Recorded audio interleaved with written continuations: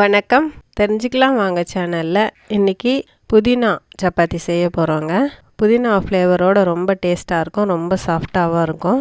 இந்த சப்பாத்தி எப்படி செய்யலான்றதை பார்க்குறதுக்கு முன்னால் சப்ஸ்கிரைப் பண்ணாமல் பார்க்குறவங்களா இருந்தீங்கன்னா சப்ஸ்கிரைப் பண்ணிவிட்டு பாருங்கள். ஆல் பட்டனும் ப்ரெஸ் பண்ணுங்கள். வாங்க நம்ம புதினா சப்பாத்தி எப்படி செய்யலான்றதை பார்க்கலாம்.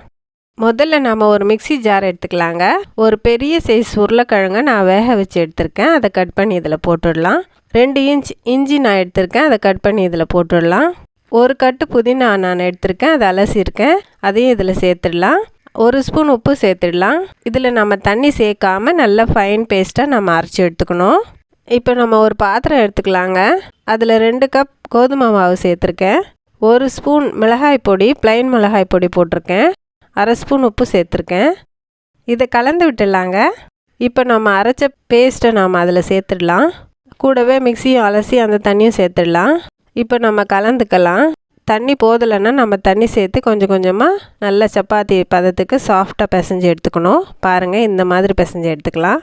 இப்போ நம்ம ஒரு 1/2 hour மூடி வச்சு சப்பாத்தி செய்யலாம். இல்லை உடனே செய்கிறதா இருந்தாலும் நம்ம செஞ்சுக்கலாம். நம்மளோட இஷ்டம்தாங்க. நான் ஒரு 1/2 hour மூடி வைக்கிறேன். இப்போ பாருங்கள், மாவு நல்லா இருக்குது. இப்போ நான் ஒரு உருண்டை மாவு எடுத்து சப்பாத்தியாக நான் உருட்டி எடுத்துக்க போகிறேன். எல்லா மாவையும் நம்ம சப்பாத்தியாக உருட்டி எடுத்துக்கலாம்.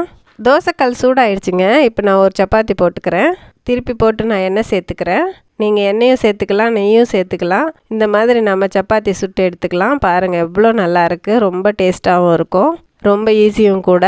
இந்த மாதிரி நான் எல்லா சப்பாத்தியும் சுட்டு எடுத்துக்கிறேன். பாருங்கள், எவ்வளோ நல்லா இருக்குது. ரொம்ப நல்லா இருக்குங்க இந்த சப்பாத்தி. நீங்களும் இதை செஞ்சு பாருங்கள். இந்த ரெசிபி உங்களுக்கு பிடிச்சிருந்தா லைக் பண்ணுங்கள், ஷேர் பண்ணுங்கள். சப்ஸ்கிரைப் பண்ணலைன்னா சப்ஸ்கிரைப் பண்ணுங்கள். ஆல் பட்டனும் ப்ரெஸ் பண்ணுங்கள். வேறொரு ரெசிபியோடு மறுபடியும் உங்களை நான் சந்திக்கிறேன். தேங்க்யூ.